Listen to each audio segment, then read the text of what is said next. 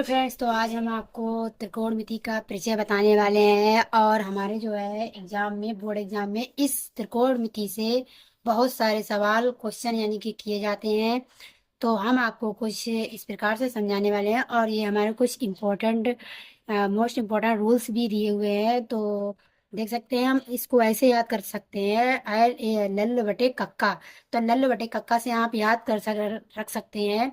जैसे हमारा देखिए, एल अपॉन के, तो एल फॉर होता है लंब, के फॉर कर्ण होता है। तो ये जो हमारा लंब बटे जो कर्ण होता है वो होता है साइन थीटा बराबर। और जो आधार आधार दिया रखा है मेरा, वो सॉरी, कॉस कॉस थीटा है। कॉस थीटा बराबर होता है, ए फॉर होता है आधार, के फॉर होता है कर्ण। तो हमारा कॉस थीटा बराबर होता है आधार बटे कर्ण। और दूसरा आप देख सकते हैं यहाँ पर, एल अपॉन ए, यानी कि एल, एल फॉर लंब होता है, ए फॉर आधार होता है। तो ये होता है टेन का पोर्शन। किसका होता है? टेन। तो टेन थीटा बराबर होता है हमारा लंब बटे आधार।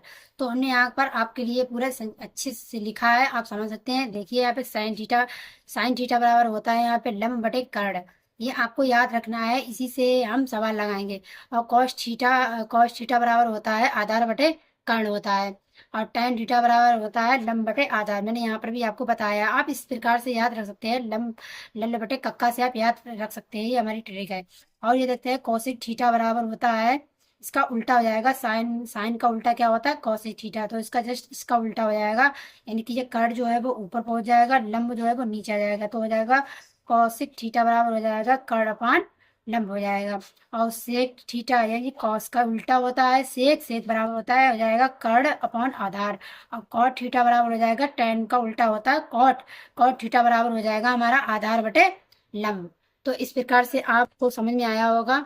तो इसी प्रकार से हम आपको और भी आगे बताते हैं, और हम इसको भी आपको बताने वाले हैं। ये देखिए, साइन थीटा बराबर साइन का उल्टा होता है वन अपॉन कॉसिक।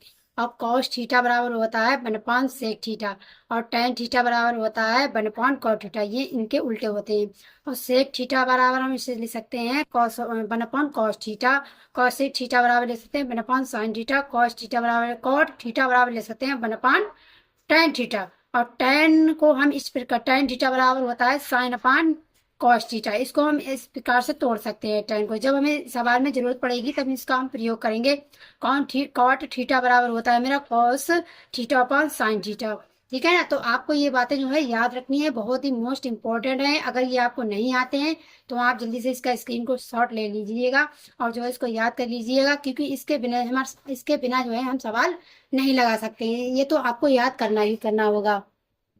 और ये तो हमारी मोस्ट इंपॉर्टेंट, देखिए ये हमारा है 0 अंश का मान, 30 अंश का मान, और 45 अंश का मान, 60 अंश का मान तथा 90 अंश के त्रिकोणमितीय अनुपातों की सारणी बनाई है मैंने। ये तो आपको याद होनी होनी चाहिए, क्योंकि ये बहुत ही ज्यादा प्रयोग होती है, हर सवाल में ये प्रयोग होता है। अगर आपको ये याद नहीं है तो इसका आप स्क्रीनशॉट ले सकते हैं और अच्छे से याद कर सकते हैं, क्योंकि इस त्रिकोणमिति से बहुत सारे सवाल बोर्ड में पूछे जाते हैं, इसीलिए आपको याद करना अनिवार्य है। तो ये देखिए, कोण कोण लिखा है पे थीटा। तो यहाँ पे देखेंगे, यानी कि साइन साइन 0 अंश का मान क्या होता है? 0 होता है। और साइन 30 अंश का मान क्या होता है? 1/2 होता है। साइन 45 अंश का मान क्या होता है? 1/√2 होता है। साइन 60 अंश का मान क्या होता है? √3/2 होता है। और साइन 90 अंश का मान क्या होता है? 1 होता है। ऐसे ही आप देखेंगे, कॉस 0 का मान क्या होता है? 1 होता है। कॉस 30 अंश का मान क्या है? √3/2 होता है। और कॉस 45 का मान होता है 1/√2। कॉस 60 का मान होता है 1/2। कॉस 90 का मान हमारा 0 होता है। जस्ट आप ऐसे याद कर सकते हैं। अगर आपको साइन का याद है तो आप उल्टा इसका कर सकते हैं। देखिए, यहाँ पे जो 90 का है वो यहाँ पे कॉस में इसका एक या 0 का अंश का मान हो जाएगा। और जो यहाँ पे 60 है वो यहाँ पे 30 अंश का मान हो जाएगा। यहाँ पे 60 है वो 30 अंश का मान हो जाएगा। और जो यहाँ पे 45 का वो सेम ही रहेगा। तो आप ऐसे याद कर सकते हैं। अगर आपको साइन का जो है आपको याद है तो आप कॉस का आसानी से निकाल सकते हैं और याद भी कर सकते हैं। ऐसे ही देखेंगे, टेन टेन थीटा टेन 0 अंश का मान क्या है? 0 ही होता है। टेन 30 अंश का मान 1/√3 होता है। टेन 45 का मान मेरा 1 होता है। टेन 60 अंश का मान होता है √3। और टेन 90 अंश का मान होता है अपरिमित क्या होता है? अपरिमित। और कॉट जीरो अंश का मान, आप इसका टेन का अगर आपको याद है तो आप कॉट का जो है आसानी से निकाल सकते हैं। देखिए इसका उल्टा हो जाता है। यहाँ पे देखिए, इधर से चलेंगे, ये देखिए, अगर इसका टेन का मेरा 90 का अपरिमित है तो जीरो कॉट जीरो का क्या हो जाएगा? अपरिमित हो जाएगा। अगर हमारा टेन टेन 30 अंश का मान एक बटे रूट, एक बटे, ये इधर देखेंगे, एक बटे टेन 60 अंश का मान रूट थ्री है, तो इसका क्या हो जाएगा? इसका 30 का हो जाएगा, कॉट 30 का रूट थ्री हो जाएगा। ऐसे ही आप देख रहे हैं ना, ये उल्टा हो जाता है। अगर आपको टेन का याद है तो आप कॉट का आसानी से निकाल सकते हैं।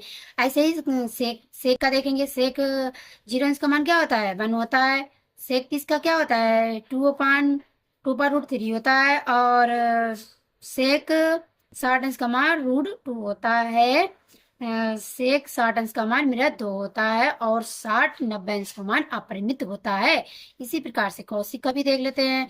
कौशिक थीटा का क्या होता है? अपरिमित होता है, जीरो अंश का, जीरो अंश का मान। अब कौशिक 30 अंश का क्या होता है? दो होता है। कौशिक 45 का रूट टू होता है। कौशिक 60 का क्या होता है? Root sorry two by root three होता है। और कौशिक कौशिक 90 के क्या? वन होता है। तो आपको ये मोस्ट इंपॉर्टेंट है। ये क्या है? Most important,